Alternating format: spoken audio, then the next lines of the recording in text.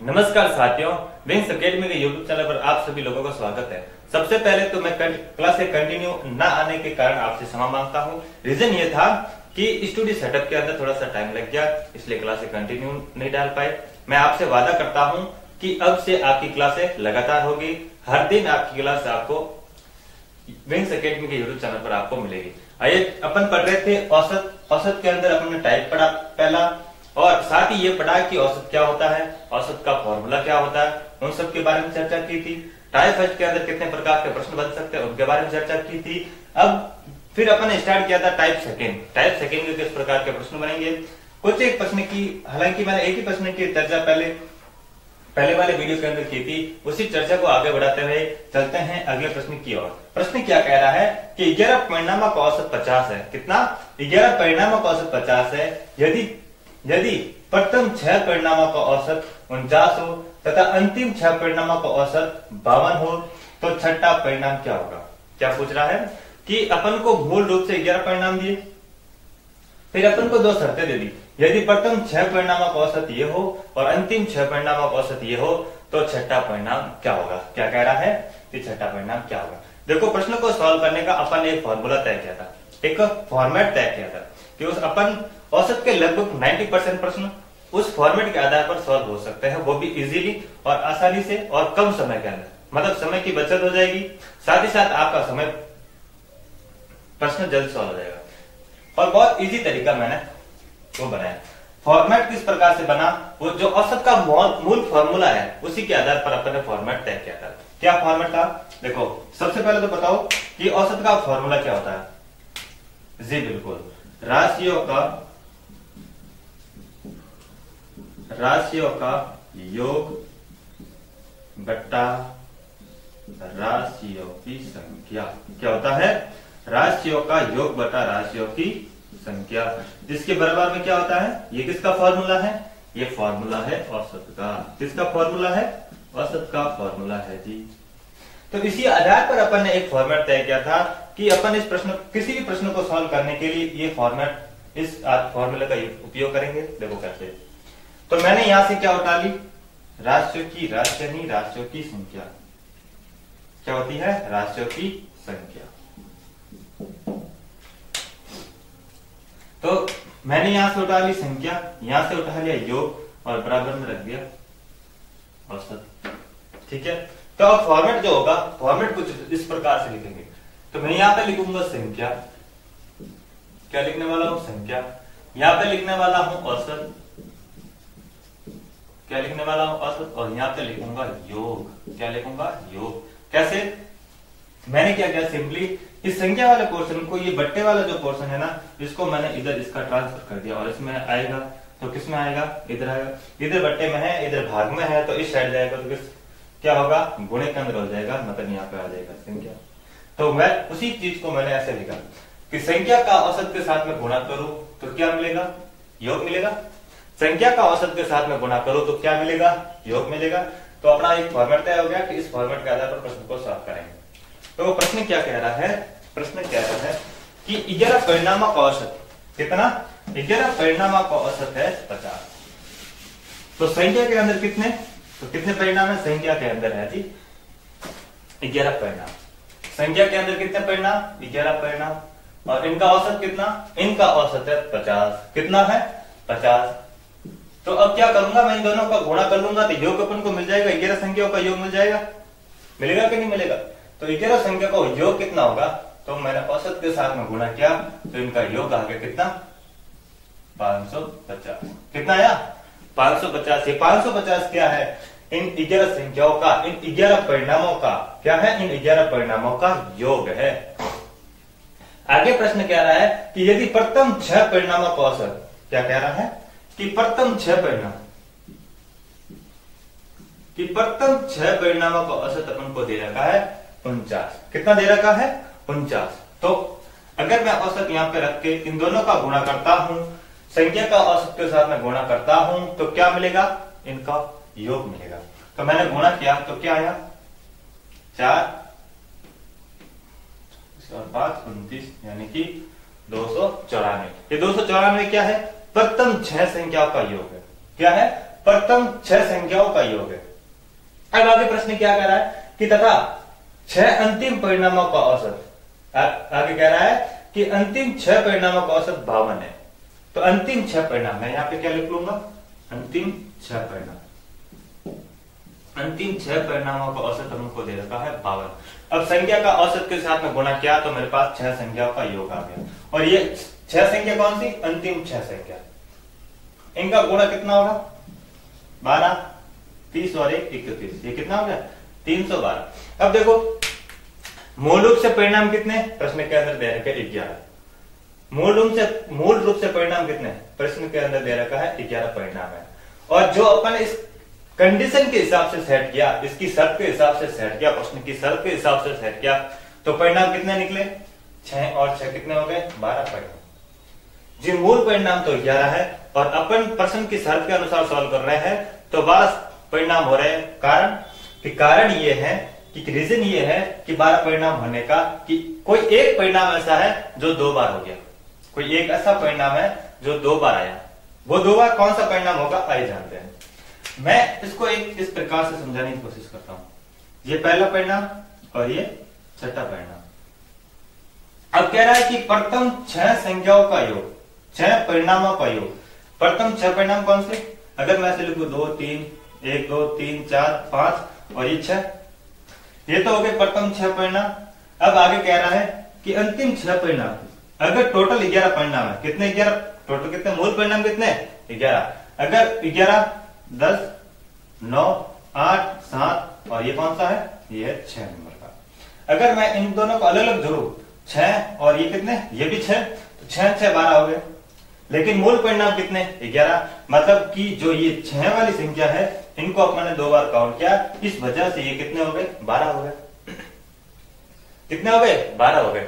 अब प्रश्न की शर्त के हिसाब से 12 और प्रश्न के कितने 11 परिणाम। तो अगर मैं 12 परिणामों से शर्त वाले जो 12 परिणाम आए उनमें से 11 परिणाम निकाल दो, जो एक परिणाम निकल कर आएगा वो कौन सा परिणाम होगा, जिनको अपन ने 2 बार काउंट कर लिया था। तो ये बाहर निकल कर एक आएगा ना, एक परिणाम निकल कर आएगा तो ये वाला, या तो ये वाला 6 होगा, ये वाला छठा परिणाम होगा। कौन सा होगा, ये वाला 6 होगा या फिर ये वाला 6 होगा। मतलब इनमें से दोनों में से कोई एक परिणाम है जो बाहर निकल कर आ जाएगा। तो प्रश्न भी आगे ही पूछ रहा है कि छठा परिणाम कौन सा होगा, तो छठा परिणाम या तो ये होगा या फिर ये होगा। क्योंकि दोनों एक ही मान है, दोनों का एक ही मान होगा, वो मान अपन को ज्ञात करना है कि छठा परिणाम का मान क्या होगा। इस प्रश्न को किस प्रकार आगे सॉल्व करेंगे, देखो प्रश्न आपको समझ में आ गया होगा, कंसेप्ट आपको समझ में आ गया होगा। अगर आपको कंसेप्ट समझ में आया है तो इस वीडियो को लाइक करें। देखो कह रहा है कि 6 परिणाम ये और 6 परिणाम ये, दोनों कितने परिणाम हो गए, प्रश्न की शर्त के हिसाब से 12 परिणाम। 12 में से मेरे को निकालना है 11 परिणाम। तो 12 परिणामों का योग कितना कर लूंगा, इन दोनों को जोड़ दूंगा तो 12 परिणामों का योग हो जाएगा। अगर मैं इन दोनों को जोड़ दूं तो ये 12 परिणामों का टोटल योग हो जाएगा। और किसके बराबर होगा, इनके बराबर, सॉरी अगर मैं, ये क्या है 6 और 6 12 परिणाम, कितने परिणाम हो गए 6 और 6 12 परिणाम हो गए। अगर मैं इन दोनों को जोड़कर इनमें से घटा लूं, 12 परिणामों को जोड़कर 11 परिणामों में से घटा लूं तो एक परिणाम निकल कर आ जाएगा। जो परिणाम निकल कर आएगा वो कौन सा होगा, छठा परिणाम होगा। बोलो हाँ या नहीं, कौन सा परिणाम होगा, छठा परिणाम। तो मैं इसको कैसे जोड़ूंगा, इन दोनों को ऐड किया, 4 और 2 6 0 और 6 कितने हो गए 606। ये 606 क्या है, ये 12 परिणामों का योग है। कितने परिणामों का, 12 परिणामों का योग है। अब मेरे को क्या करना है कि 11 परिणामों का योग इनमें से निकाल देना। कितने परिणामों का योग, 11 परिणामों का योग इनमें से निकाल देना है। तो मैंने इनमें से माइनस किया 550, तो एक निकल कर आएगा। अब मेरे को इनमें से घटाना है, सिंपली कितना आया 56, और ये 56 क्या है, ये 56 आपका छठा परिणाम। कौन सा परिणाम है, ये जो प्रश्न पूछ रहा है छठा परिणाम। मैं उम्मीद करता हूं कि आपको प्रश्न समझ में आया होगा। अगर आपको प्रश्न समझ में आया है तो अपने नोटबुक अपने हाथ में रखिए, प्रश्न को नोट कीजिए, उसका सॉल्यूशन नोट कीजिए, ठीक है, ताकि आप जब भी नेक्स्ट टाइम अपन वापिस आपको देखना पड़े तो आप डायरेक्ट अपनी नोटबुक से देख सकते हैं। चलिए बढ़ते हैं अगले प्रश्न की और। अगला प्रश्न क्या कह रहा है, इसी टाइप का अगला प्रश्न देखते हैं। देखो साथियों, प्रश्न मैं अभी आपके सामने प्रश्न की कीवर्ड्स लिख लेता हूं और जो प्रश्न मैं बोलता हूं उसके आधार पर आप अपना प्रश्न नोट कर लीजिएगा, ठीक है। जिससे क्या होगा कि आपका समय की बचत होगी। प्रश्न लिखिए कि किसी सप्ताह में सोमवार, मंगलवार, बुधवार, क्या लिखना है प्रश्न, किसी सप्ताह में सोमवार, मंगलवार और बुधवार, क्या लिखना है, सोमवार, मंगलवार, बुधवार का औसत तापमान आपको दे दिया। औसत तापमान दिया, कितना दिया, 40 डिग्री दे दिया आपको, 40 डिग्री सेल्सियस। प्रश्न लिख लेना कि किसी सप्ताह में सोमवार, मंगलवार, बुधवार का औसत तापमान 40 डिग्री हो तथा मंगलवार, बुधवार और गुरुवार तथा मंगलवार, बुधवार, गुरुवार का औसत तापमान 41 डिग्री हो। तो बताओ जब, क्या लिखना है, तो बताओ जब गुरुवार का तापमान 38 डिग्री हो तो सोमवार का तापमान कितना होगा, सोमवार को कितना तापमान होगा। प्रश्न जरा आप लिख लेना कि किसी सप्ताह में सोमवार, मंगलवार, बुधवार का औसत तापमान 40 डिग्री हो तथा मंगलवार, बुधवार, गुरुवार का औसत तापमान 41 डिग्री हो तो बताओ जब गुरुवार का तापमान 38 डिग्री हो तो सोमवार को कितना तापमान होगा। यह प्रश्न आपके सामने ये रहा। देखो इस प्रश्न को कैसे सॉल्व करेंगे, जो अभी अपने फॉर्मेट समझा उसी फॉर्मेट के आधार पर सॉल्व करने की कोशिश करते हैं। कौन सा फॉर्मेट, जो अपन ने औसत के मूल फॉर्मूला, जो औसत का फॉर्मूला है उस फॉर्मूले के आधार पर जो अपन ने फॉर्मेट बनाया उसी के आधार पर प्रश्न को सॉल्व करेंगे। फॉर्मेट क्या लिखा था, संख्या का औसत के साथ में गुणा करते हैं तो अपन को योग प्राप्त होता है। संख्या का औसत के साथ में गुणा करते हैं तो अपन को क्या प्राप्त होता है, योग प्राप्त होता है। देखो संख्या कौन कौन सी, सोमवार, मंगलवार, बुधवार का औसत तापमान 40 डिग्री। मैं यहां पे लिखता हूं संडे, क्या लिखूंगा, मंडे, ट्यूसडे और वेडनेसडे। कौन कौन से, मंगल, सोम, मंगल, बुध। तो संख्या के अंदर कितने दिन है, संख्या के अंदर है जी 3 दिन। इनका औसत तापमान कितना दे दिया, औसत तापमान दे दिया 40 डिग्री। कितना डिग्री, 40 डिग्री। अब संख्या का औसत के साथ में गुणा करता हूं, संख्या का औसत के साथ में गुणा करता हूं तो योग प्राप्त होगा और योग कितना हुआ, 120 डिग्री। कितना प्राप्त हुआ, 120 डिग्री। अब आगे प्रश्न कह रहा है तथा मंगलवार, बुधवार, गुरुवार का औसत तापमान 41 डिग्री हो। कौन कौन सा बार, ट्यूसडे, वेडनेसडे और कौन सा, थर्सडे का औसत तापमान 41 डिग्री हो। संख्या के अंदर ये कितने दिन, 1 2 3 दिन, कितने, 3 दिन। और इनका औसत तापमान कितना, इनका औसत तापमान 41 डिग्री। तो इनका संख्या का औसत के साथ में, फिर से मैं वही चीज रिपीट कर रहा हूं, संख्या का औसत के साथ में गुणा करते हैं तो योग मिलता है 123। कितना मिला, 123। आगे प्रश्न कह रहा है कि गुरुवार का तापमान 38 डिग्री हो। जरा ध्यान देना आप प्रश्न सॉल्व करने के बारी। गुरुवार का तापमान 38 डिग्री, तो मैं सिंपली क्या करूंगा कि गुरुवार कहां पे है, सबसे पहले तो मेरे को देखना है कि जी यहां पे है गुरुवार। अगर मैं गुरुवार की वैल्यू यहां पे रख दूं, अगर मैं गुरुवार की वैल्यू यहां पे रख दूं तो पीछे कौन रह जाएगा, मंगलवार और बुधवार। क्योंकि 123 क्या है, मंगलवार, बुधवार, गुरुवार का टोटल तापमान है, जबकि मेरे को पता है कि गुरुवार का तापमान 38 डिग्री है। अगर मैं 38 डिग्री इन टोटल में से निकाल दूं, अगर 38 डिग्री इन टोटल में से निकाल दूं, जो पीछे बचेगा वो कौन होगा, मंगलवार और बुधवार का टोटल तापमान होगा। 3 दिन का तापमान है, इनमें से एक दिन का तापमान मेरे को पता है क्या, 3 दिन का तापमान है 123 डिग्री। इनमें से एक दिन का तापमान मेरे को पता है कि कितना है, 38 डिग्री। तो अगर मैं 38 डिग्री निकाल दूं तो 2 दिन का तापमान मेरे पास रह जाएगा, दोनों का योग रह जाएगा। तो मैंने इनमें से एक दिन का तापमान निकाल दिया, कितना रहा 2 दिन का। और ये 85 डिग्री क्या है, ये 85 डिग्री क्या है, मंगल और बुध का तापमान। मंगल और बुध का तापमान क्या है, मंगल और बुध का तापमान है। अब मैं क्या करूंगा, अब मेरे को आगे किस प्रश्न क्या पूछ रहा है, सोमवार को कितना होगा। अब देखो ये प्रश्न, सोमवार, मंगलवार, बुधवार। अब मेरे को 2 की वैल्यू मेरे पास आ गई, कितनी आ गई 2 की वैल्यू, 85 डिग्री। कितनी आ गई, 85 डिग्री। तो अगर मैं इन तीनों के योग में से 2 दिन का योग निकाल दूं तो पीछे कौन रह जाएगा, ये सोमवार रह जाएगा। अगर इन तीनों में से 2 दिन का तापमान मैं निकाल दूं तो पीछे क्या रह जाएगा, इस सोमवार का तापमान रह जाएगा। तो मैंने क्या किया, 120 में से 2 दिन का तापमान, 2 दिन कौन से जो मैंने यहाँ पे निकाले, मंगलवार और बुधवार।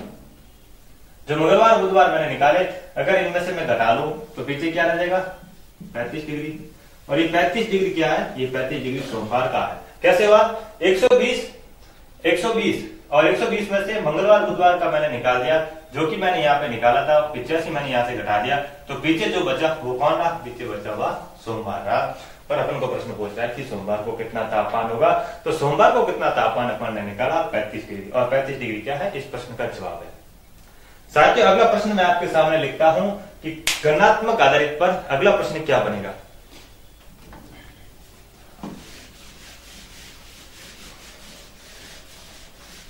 वही सेम चीज मैं आपके सामने कीवर्ड्स लिखता हूं कि प्रश्न क्या बनेगा। प्रश्न की लैंग्वेज मैं आपको बोल के लिखवा लूंगा, आप प्रश्न लिख लेना, नोटबुक अपने हाथ में रखना।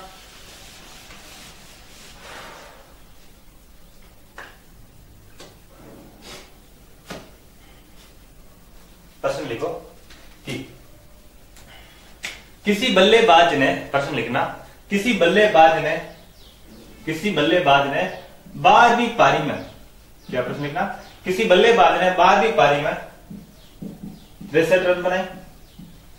63 रन बनाए, कितने रन बनाए, 63 रन बनाए। किसी बल्लेबाज ने 12वीं पारी में 63 रन बनाए, जिससे उसके औसत रनों में 2 रन की वृद्धि हो गई। औसत रनों में कितने की वृद्धि होगी, औसत रन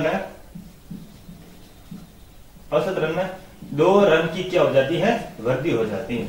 2 रन की क्या हो गई, वृद्धि हो गई। तो बताओ कि 12वीं पारी खेलने के बाद उसका औसत रन कितने होंगे।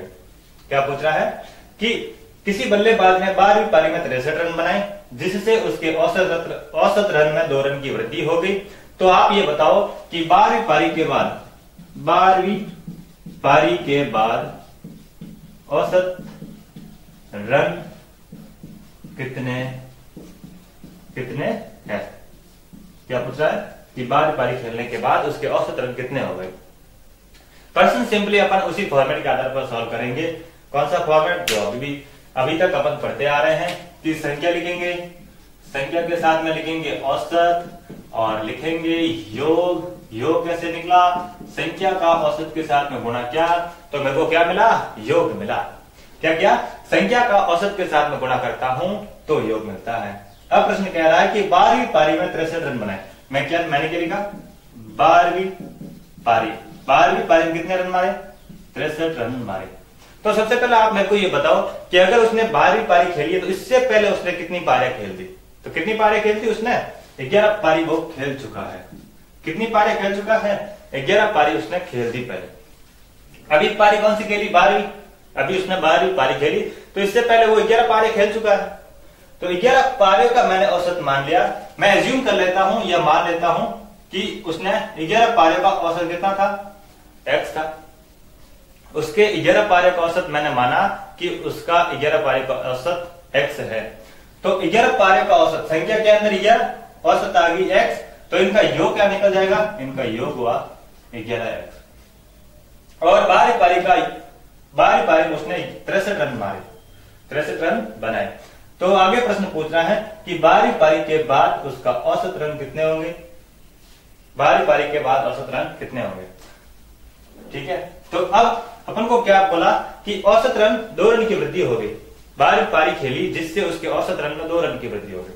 तो अब 12वीं पारी खेली, देखो यहाँ पे 12वीं और यहाँ पे लिखूंगा 12 पारी। क्रॉस कितनी पारी खेली?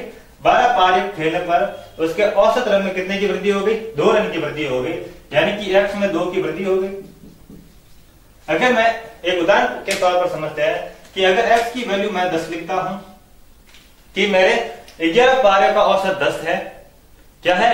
11 पारियों का औसत 10 है, तो मैंने कितने रन मारे? तो इन दोनों का गुणा होकर यहाँ पे योग आ जाएगा। अब आगे प्रश्न कह रहा है कि 12 पारी में मैंने 63 रन मारे, जिससे औसत रन में 2 की वृद्धि हो गई। तो 12 पारी का औसत कितना हो जाएगा? 10। पहले कितना था? 10।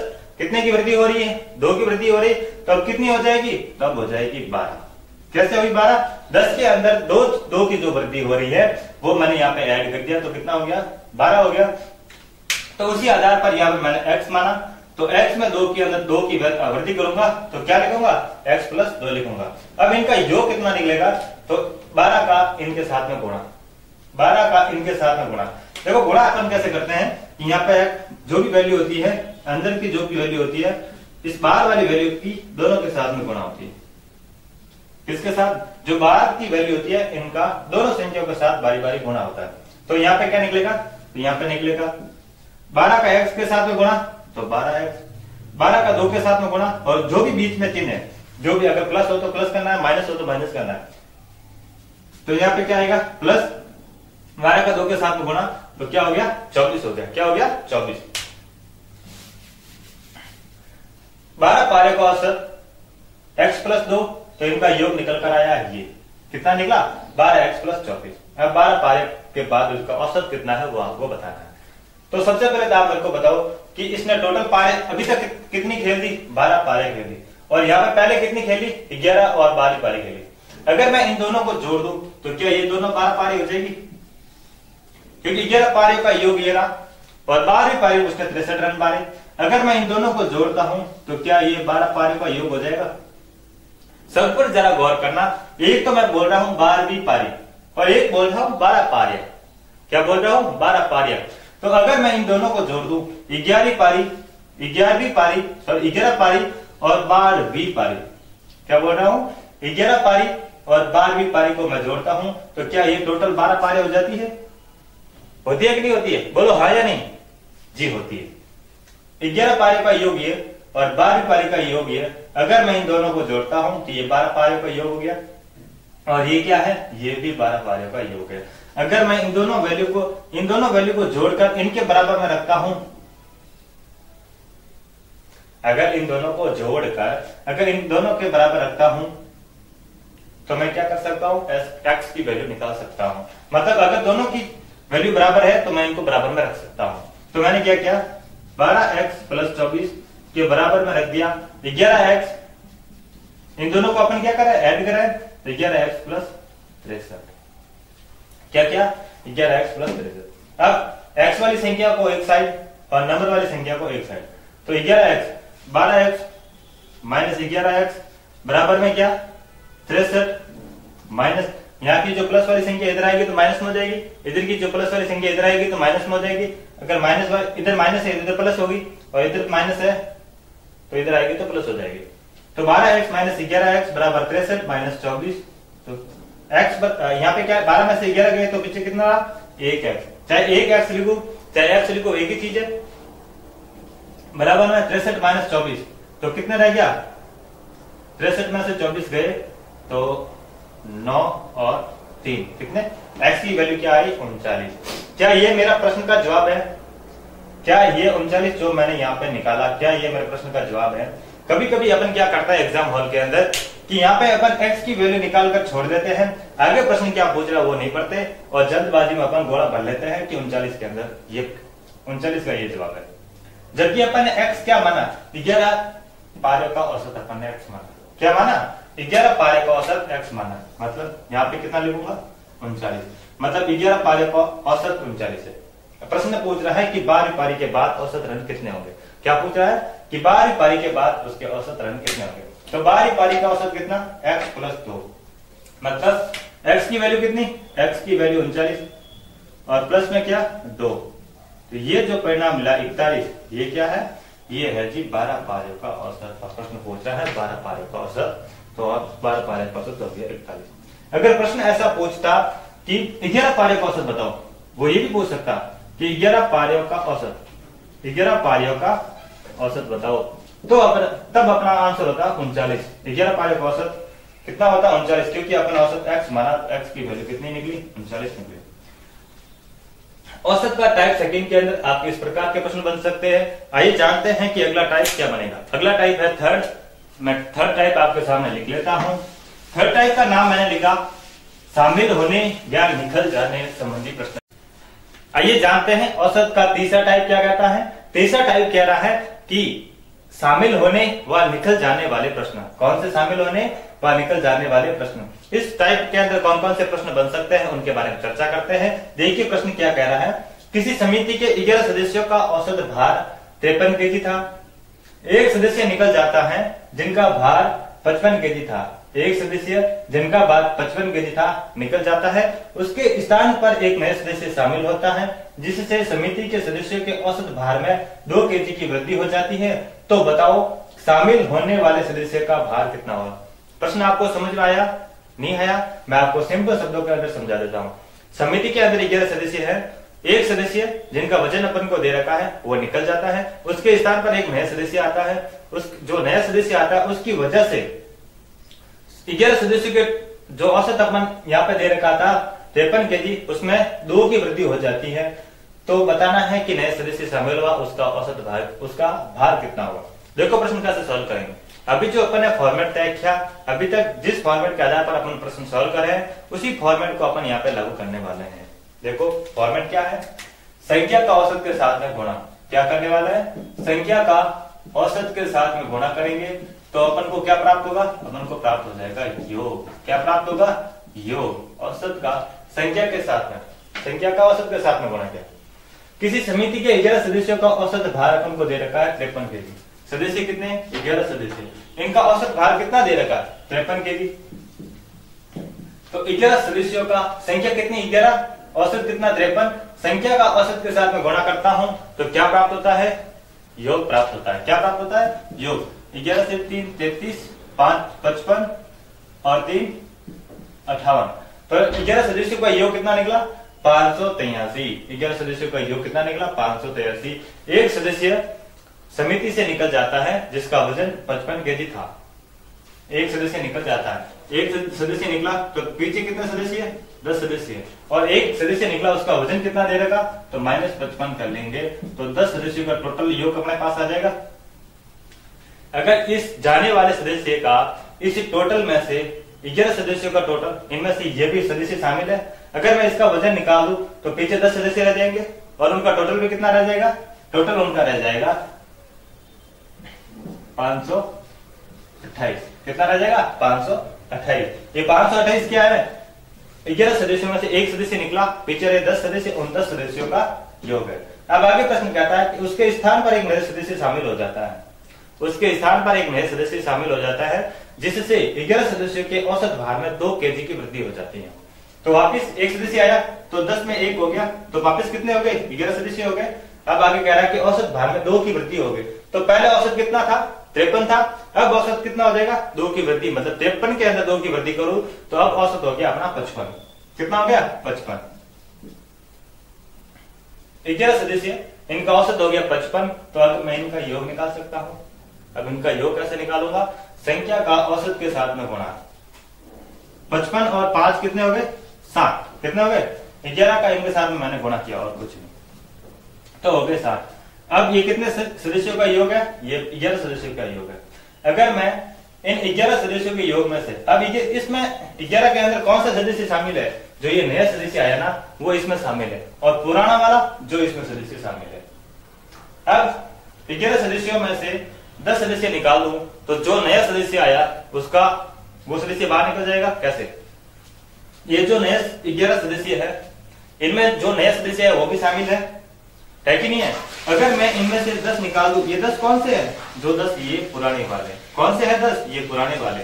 11 में से 10 सदस्य मैंने निकाल दिया तो जो एक आया, और ये कौन है, एक जो नया सदस्य शामिल हुआ, ये जो नया सदस्य शामिल हुआ ये एक सदस्य है। अब मैं क्या करूंगा कि ये 11 सदस्यों का टोटल, 11 सदस्यों का टोटल ये रहा, 10 सदस्यों का टोटल ये रहा। अगर मैं इनमें से ये घटा लूं तो ये जो बाहर निकल कर आएगा वो कौन सा होगा, वो नए सदस्य होगा।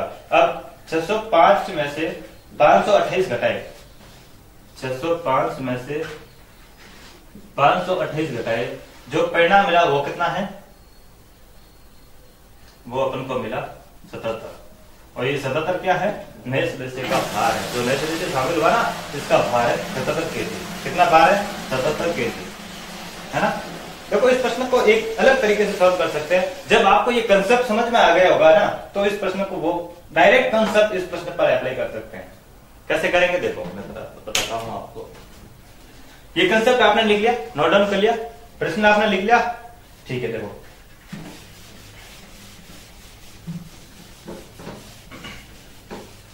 डायरेक्ट अगर आपको जब ये कंसेप्ट समझ में आ जाएगा तो उस कंसेप्ट को डायरेक्ट आप प्रश्न पर अप्लाई करेंगे। देखो आगे मैं एक प्रश्न करवाऊंगा, वो डायरेक्ट कंसेप्ट पर, डायरेक्ट प्रश्न पर अप्लाई करके डायरेक्ट करेंगे। देखो किसी समिति के 11 सदस्यों का औसत भार 53 केजी था। एक सदस्य जिनका भार 55 केजी था वह निकल जाता है। उसके स्थान पर एक नया सदस्य शामिल होता है, जिससे समिति के सदस्यों के भार में, औसत भार में 2 किलो की वृद्धि हो गई। अब जो ये 2 किलो की वृद्धि हुई, डायरेक्ट मैं सदस्य पर अप्लाई करूंगा। अगर एक सदस्य की 2 किलो की वृद्धि होती है, एक राशि पर 2 किलो की वृद्धि होती है, तो वो जो 2 किलो की वृद्धि होती है वो सभी सदस्यों पर अप्लाई होती है। क्योंकि अपन ने औसत का मतलब समझा था कि एक समान मान, क्या समझा था, एक समान मान समझा था। अगर 11 सदस्य है, अगर एक औसत के एक परिणाम पर वृद्धि या घटौती होती है तो वो सभी सदस्यों पर लागू होती है, औसत के सभी मान पर लागू होती है। तो इस प्रकार से सभी पर मान पर लागू हुई तो कितनी हो गई, 22 हो गई। टोटल वृद्धि कितनी है, ये कुल वृद्धि है, ये क्या है, कुल वृद्धि है। और ये क्या है, एक परिणाम पर वृद्धि है। किस पर, एक परिणाम पर वृद्धि है, ठीक है। तो कुल वृद्धि कितनी होगी, 22। किस पर वृद्धि हुई, अब ये जानना है कि किस पर वृद्धि हुई, 53 पर हुई या 55 पर हुई, किस पर हुई। देखो 53 तो क्या है, 11 सदस्यों का औसत भार है, तो वृद्धि जो होगी किस पर होगी, एक सदस्य पर होगी। जो सदस्य निकला 55 केजी वाला, उस पर वृद्धि होगी। अब 55 के अंदर मेरे को क्या करना है कि अगर वृद्धि होती है तो आपको जो परिवर्तित परिणाम आपके सामने आया वो इस पर ऐड करना है। अगर कमी होती है तो इस 55 में से ये चीज घटा देनी है। क्या करना है, 55 में से ये चीज घटा देनी है। तो मैं 55 इसके अंदर जोड़ दूंगा तो मेरे को मिलेगा 77। और ये 77 क्या है, नए सदस्य शामिल हुआ उसका भार है। क्या है, जो नए सदस्य शामिल हुआ उसका भार है। आइए जानते हैं अगला प्रश्न कह रहा है, आइए जानते हैं औसत का अगला टाइप नंबर 4। फोर्थ टाइप क्या कहता है कि राशियों की संख्या आधारित प्रश्न। क्या कह रहा है कि राशियों की संख्या आधारित प्रश्न। राशियों की संख्या आधारित प्रश्न किस प्रकार के बनेंगे, आइए जानते हैं। प्रश्न दे रखा है, एक समूह के विद्यार्थियों के औसत अंक 56 है, 24 लड़कियों का औसत अंक 60 है, शेष लड़कों का औसत अंक 50 है। तो बताओ समूह में लड़के कितने हैं। तो बताओ कि समूह में लड़के कितने हैं। प्रश्न सॉल्व करने का तरीका अपना एक ही, कौन सा, कि संख्या का औसत के साथ में गुणा करेंगे तो योग मिल जाएगा। उसी आधार पर इस प्रश्न को सॉल्व करते हैं कि राशियों की संख्या आधारित प्रश्न में पहला प्रश्न क्या है। देखो एक समूह के विद्यार्थी के औसत अंक, तो आप मेरे को बताओ कि समूह विद्यार्थी कितने हैं। जी बिल्कुल दे ही नहीं रखा। अगर प्रश्न के अंदर विद्यार्थियों की संख्या नहीं दे रखी तो अपन संख्या क्या मान लेंगे, अपन संख्या मान लेंगे एक्स। क्या मान लेंगे, एक्स। मैंने संख्या मान ली। ये संख्या कौन, एक्स किसकी वैल्यू है, इन विद्यार्थियों की संख्या है। किसकी है, विद्यार्थियों की संख्या मैंने मान ली एक्स। इनका औसत अपने को दे रखा है 56। क्या दे रखा है, 56 इनका दे रखा है औसत। अब संख्या का औसत के साथ में गुणा करता हूं तो योग वही सेम चीज, तो यहां पे मैंने लिख दिया 56x। अब आगे प्रश्न कह रहा है कि 24 लड़कियों का औसत अंक 60 है। 24 लड़कियां, ये कौन है, ये है जी लड़कियां। 24 लड़कियों का औसत है 60। अगर मैं इन दोनों संख्या का औसत के साथ में गुणा करता हूं तो योग आता है, जैसे कि अपन समझ रहे थे 0 1440। ये 1440 क्या है, इन 24 लड़कियों के औसत अंक का योग है। क्या है, औसत अंक का, इनके अंकों का योग है। औसत अंक नहीं, अंकों का योग है 1440।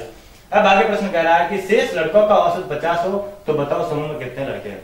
तो एक बात का जरा ध्यान देना कि मैं कहता हूं कि क्लास के अंदर 12 बच्चे हैं, क्लास के अंदर 12 विद्यार्थी हैं, इनमें से 8 लड़कियां हैं। कितनी लड़कियां हैं? 8 लड़कियां हैं। तो बताओ कि लड़के कितने होंगे? तो आप कहेंगे कि 12 में से 8 गए, पीछे 4 रहे, और ये 4 क्या है? ये लड़के हैं, ये लड़के हैं।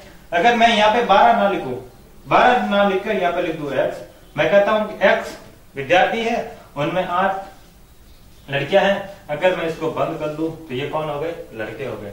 मैंने यहाँ पे बराबर में संख्या ना बराबर में सॉल्व नहीं किया, यहाँ पे रख दिया, इसको सॉल्यूशन को यहीं पे रख दिया, तो ये क्या हो जाएंगे? लड़के हो जाएंगे। ठीक है, तो इस प्रश्न का जवाब किस प्रकार देंगे आइए जानते हैं कि x कौन है? टोटल विद्यार्थी। 24 कौन है? लड़कियां। तो लड़के कितने हो गए? x में से विद्यार्थियों में से लड़कियों की संख्या निकाल दी, x में से लड़कियों की संख्या निकाल दी, तो ये लड़कों की संख्या आ गई। तो x माइनस 24 का मैं अब गुणा किससे करूंगा? लड़कों के औसत अंक का। लड़कों का औसत अंक कितना? 50। कितना है जी? 50। तो x माइनस 24 का 50 के साथ में गुणा करूंगा, तो किस प्रकार करूंगा? इनका गुणा करना है, तो यहाँ पे आ जाएगा 50x माइनस 24 का 50 के साथ में गुणा, तो ये हो गया 1200। कितना हो गया? 1200। अब ये जो टोटल आया ये क्या है? इन लड़कों के अंकों का योग आया। क्या आया? इन लड़कों के अंकों का योग आया। अब ये क्लास है पूरी, अब ये पूरी क्लास का, ये पूरे समूह का विद्यार्थियों के अंकों का योग है, और ये भी क्या है? इस कक्षा के या समूह के विद्यार्थियों के अंकों का टोटल योग। अगर मैं इन दोनों को जोड़कर, अगर मैं इन दोनों को जोड़कर इनके बराबर रख दूं, तो दोनों एक ही चीज है ना। देखो किस प्रकार बराबर में रखूंगा, जब ये भी किया हो, ये भी विद्यार्थियों के अंकों का योग हो। विद्यार्थी कौन से? उस समूह के। और ये भी क्या निकले? ये भी अपने सॉल्व किया हुआ विद्यार्थियों अंकों का योग निकले, तो अपन इसको बराबर में रख सकते हैं। तो अपन कैसे बराबर में रखेंगे? यहाँ पे लिखते 56x बराबर 1440 प्लस 50x माइनस 1200। ये भी क्या है? जो ये वाला निकल रहा है, ये विद्यार्थियों के अंकों का योग है, समूह के विद्यार्थी, और ये जो निकला ये भी क्या है? इन समूह के विद्यार्थियों का अंकों का योग है। इसीलिए मैंने इस आधार पर इन दोनों को बराबर में रख दिया। अब प्रश्न को आगे सॉल्व करूंगा तो x की वैल्यू आ जाएगी, और अपन को पूछ रहा है कि लड़के कितने हैं, तो अपन लड़कों का प्रश्न का जवाब निकाल देंगे। तो 56 x की वैल्यू एक साइड में लेके आ जाओ, तो 56x माइनस यहाँ पे x कितना? 50x बराबर में 1440 माइनस 1200। कितना आ गया? 1200। अब 56 में से 50 गए तो पीछे रहे 6x, 1440 में से 1200 गए तो पीछे कितने रहे? 240। अब संख्या यहाँ पे गुणा में है, तो यहाँ पे आएगी, इस साइड में आएगी, तो क्या हो जाएगी? भाग्य में x बराबर 240 डिवाइड में 6। अब इसका इसमें भाग दिया, तो 6 से 24 में 4 आ, तो यहाँ पे आ गया 40, और ये 40 क्या है? ये 40 है इस समूह के विद्यार्थियों की संख्या, यानी कि 40 में को मिली x की वैल्यू। x मैंने क्या माना? x मैंने माना ये संख्या, और ये संख्या किसकी मानी? ये संख्या मानी मैंने विद्यार्थियों की। किसकी मानी? विद्यार्थियों की। अब अगर मैं कहता हूं कि क्लास के अंदर 40 विद्यार्थी हैं, उनमें से 24 तो लड़कियां हैं, तो लड़के कितने होंगे? क्या कहता हूं कि अगर किसी कक्षा में 40 तो विद्यार्थी हैं, 40 तो विद्यार्थी हैं, और इनमें से 24 लड़कियां हैं, तो लड़के कितने होंगे? तो लड़के हो गए 16, और ये 16 कौन है? ये लड़के हैं। और अपन को ऐसे ही पूछ रहा है कि लड़के कितने हैं। देखो इस प्रश्न को एक अलग मेथड से सॉल्व कर सकते हैं। उस मेथड को क्या कहते हैं? ये कंसेप्ट आपको समझ में आ गया पूरा? आई होप, उम्मीद करता हूं कि आपको ये समझ में आया होगा। देखो एक मेथड समझते हैं, इस प्रश्न को बहुत जल्दी कैसे करना है। ये एक मेथड समझाता हूं जिसे कहते हैं एलिगेशन मेथड। एलिगेशन मेथड से इस प्रश्न को कैसे सॉल्व करेंगे? देखो एलिगेशन मेथड है वो अपनी एक शर्त रखता है, अगर वो शर्त पूरी हो गई तो आप एलिगेशन मेथड को लगा सकते हैं। किसी भी प्रश्न के अंदर लगाया जा सकता है, किसी भी टॉपिक के अंदर उस मेथड को लगाया जा सकता है। अगर जब वो शर्त पूरी हो जाए तो एलिगेशन मेथड लगा सकते हैं। एलिगेशन मेथड क्या कहता है कि जब दो मूल परिणाम दिए हो, क्या दिए हो? दो मूल परिणाम दिए हो, और एक परिणाम क्या हो? मिला करो। क्या हो? मिला करो। जब आपके सामने दो तो मूल परिणाम हो और एक परिणाम क्या हो? मिलाकर। देखो इस प्रश्न के अंदर क्या दो मूल परिणाम कौन से हैं? दो मूल परिणाम हो गए, एक तो लड़कियों के अंकों का योग, एक तो लड़कियों के औसत अंक, और दूसरा मूल परिणाम कौन सा होगा? लड़कों के औसत अंक। कौन सा होगा? लड़कों का औसत अंक। ये क्या है आपका दो मूल परिणाम। कौन कौन से? एक तो लड़कियों का औसतन और दूसरा मूल परिणाम हो गया लड़कों का औसतन। और दोनों को मिलाकर कौन सा होगा? तो दोनों को मिलाकर लड़कियों के औसतन और लड़कों के औसतन मिलाकर, दोनों मिलाकर कौन सा दिया अपन को? विद्यार्थियों का औसतन। तो ये जो विद्यार्थियों का औसतन दिया ये क्या है? दोनों का मिलाकर परिणाम। क्या है? दोनों का मिलाकर परिणाम। अब इस मेथड को किस प्रकार लगाएंगे देखो।